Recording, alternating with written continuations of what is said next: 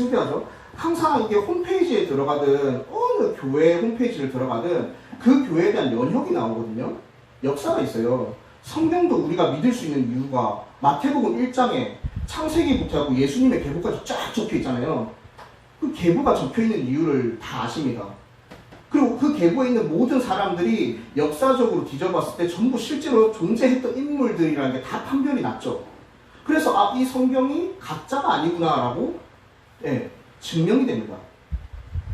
헤롯 왕도 여기서 나오는 이유.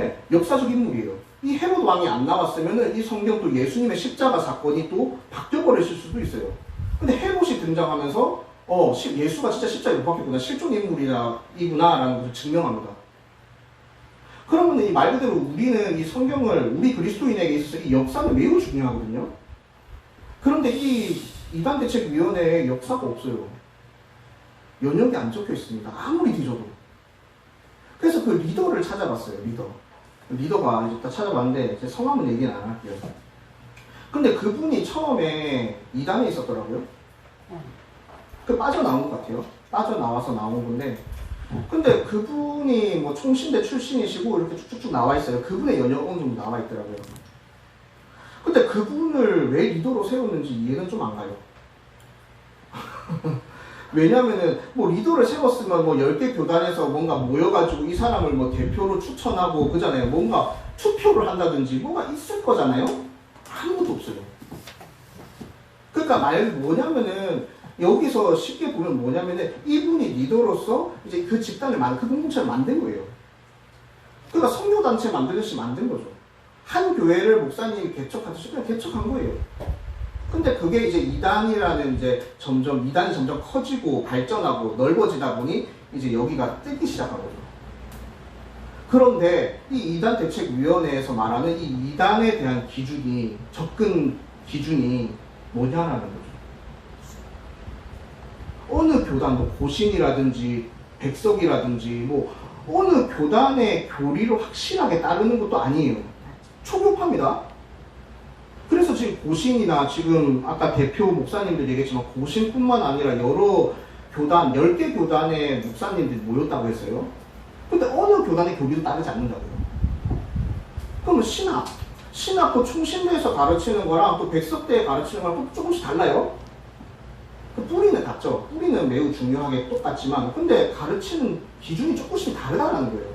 그러니까 이단을 갖다가 조금 이제 좀 심하게 가자면 한 이단을 가지고서 뭐 이렇게 총신대 만약에 기준에 맞춰가지고 맞는데 다른 만약에 교단에 가서 안 맞아. 그러면은 이 교단이 이단인가요? 아닌가요? 아니라고 판별되는 거예요. 이상하죠? 그러니까 판단 기준이 모호해요. 지금 매우 이런 상황에서 지금 뭐든지 그러니까 지금 이단들을 두둔하는 게 아니에요. 무슨 얘기냐면 이단으로 판별되면 안 될 순수한 사람들도 이단으로 판명받는다고요. 지금 왜? 기준이 모호해요. 만약에 지금 총신대 만약에 제가 요즘 유명한 인터콥을 한번 얘기를 해보죠. 만약에 인터콥이 총신대 출신이었다. 이단으로 찍힐까요? 안 찍힐까요? 절대로 안 찍혀요.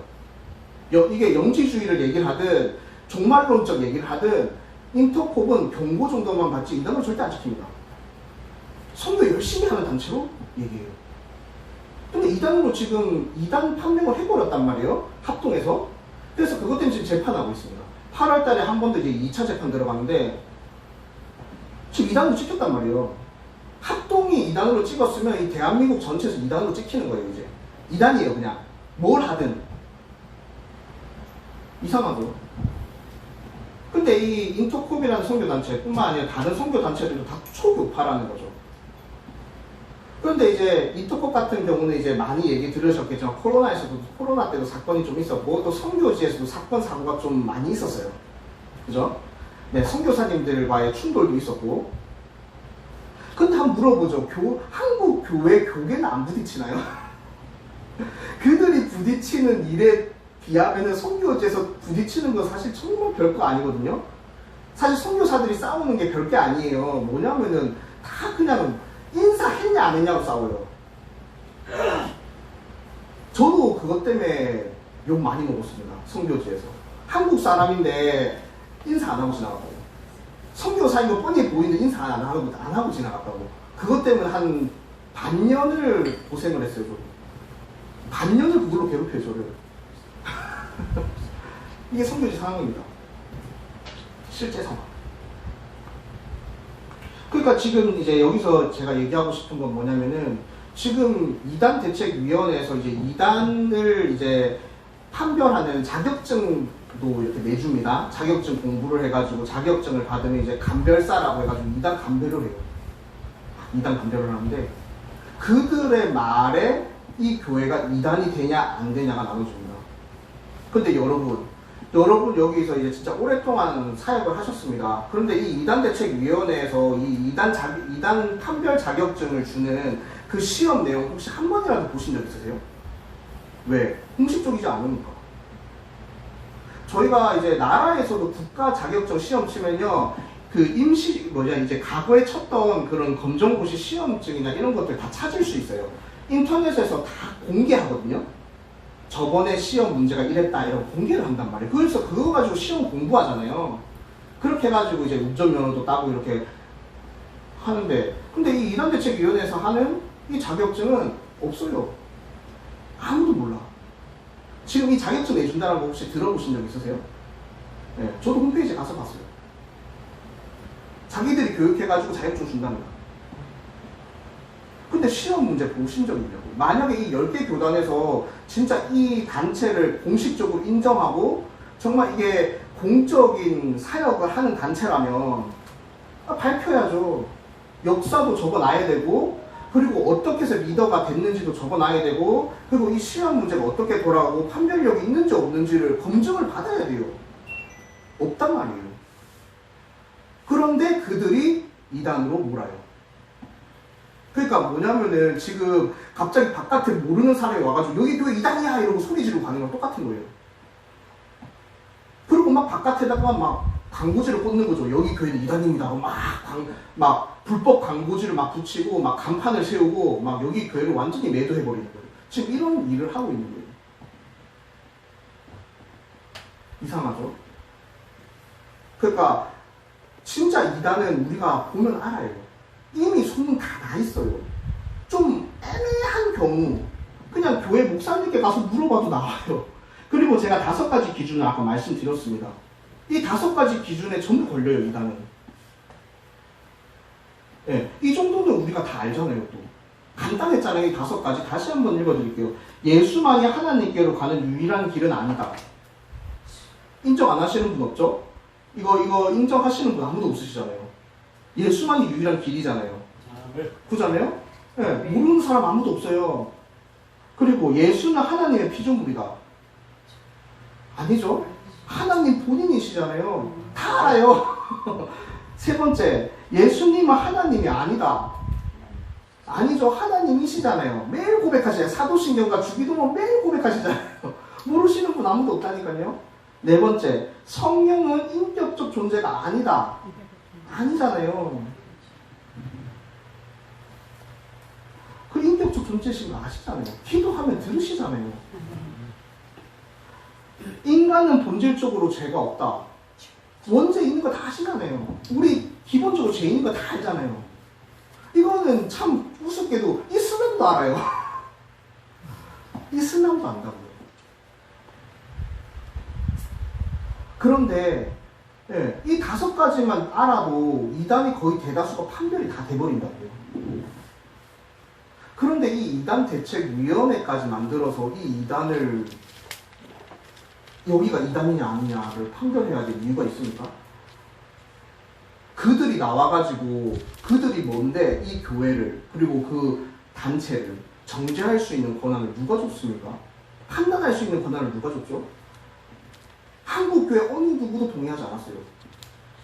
일단 적어도 여기 계신 분들은 동의한 적이 없단 말이에요. 동의서 가져보신 적 있으세요?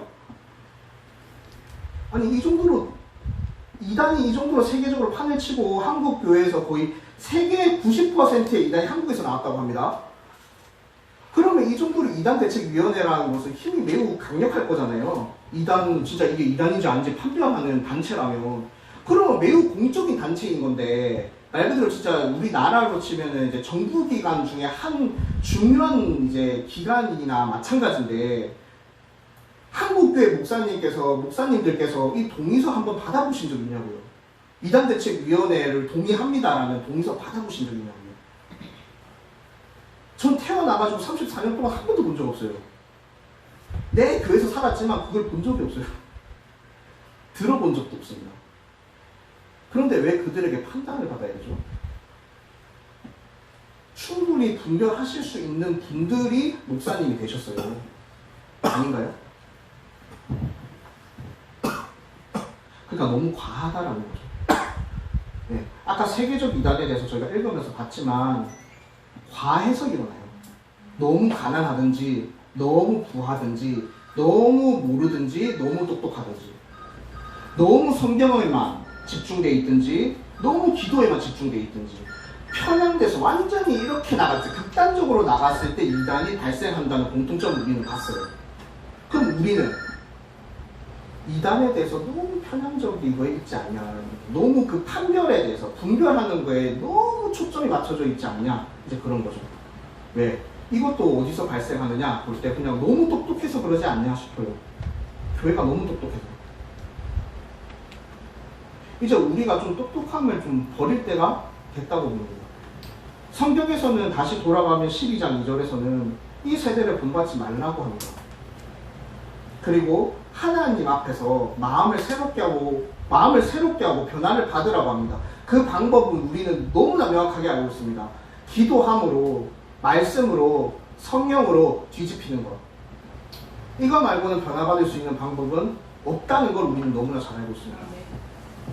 그리고 이것을 이단이라고 누군가 얘기한다면, 이단적이다, 너의 개인적인 경험일 뿐이다 라고 얘기한다면, 네, 우리는 그것과 함께 분별해서 싸워야 되지 않을까 싶습니다. 네. 그래서 기도해야 할 때입니다. 그 누구에게 분별을 요청할 수 있는 시대가 아닙니다. 내가 분별해야 될 때예요. 네. 지금만큼 사역자가 중요한 시대가 없습니다. 사도 바울도, 그리고 사도 요한도, 또 유다뿐만 아니라 모든 사역자들이 마지막 서신에는 전부 이단에 대해서 얘기하고 있습니다. 그 전에 하나님에서 열심히 적어놨어요. 적어놓고 맨 마지막에는 꼭 이단에 대해서 경고합니다. 그 시대 때도 그랬다라는 거죠. 사역자가 매우 중요한 시대, 한 사람이 매우 중요한 시대. 지금 우리는 그 시대에 살고 있습니다. 우리는